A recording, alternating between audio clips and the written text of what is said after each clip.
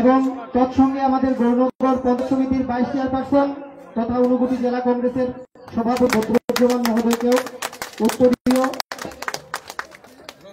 এবং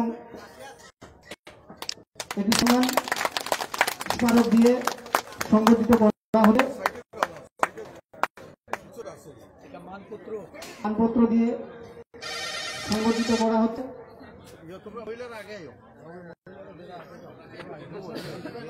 ধন্যবাদ। এবার আমার গৌরনগর গ্রাম পঞ্চায়েত সমিতির সম্মানিত ভাইস চেয়ারপারসন মোহাম্মদ বদরুজ্জামান সাহেব মহোদয়কে উত্তরীয় এবং সংগঠিত করলেন ত্রিপুরা কংগ্রেস সভাপতি সম্মানিত আশিস কুমার সাহা মহোদয়। ধন্যবাদ।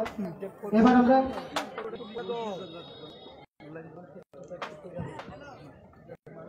আমরা তারপরে যারা পঞ্চায়েত সমিতির সদস্য নির্বাচিত সদস্যরা রয়েছেন এবং গ্রাম পঞ্চায়েতের বা জেলা পরিষদের ওনাকে সংগঠিত হবে।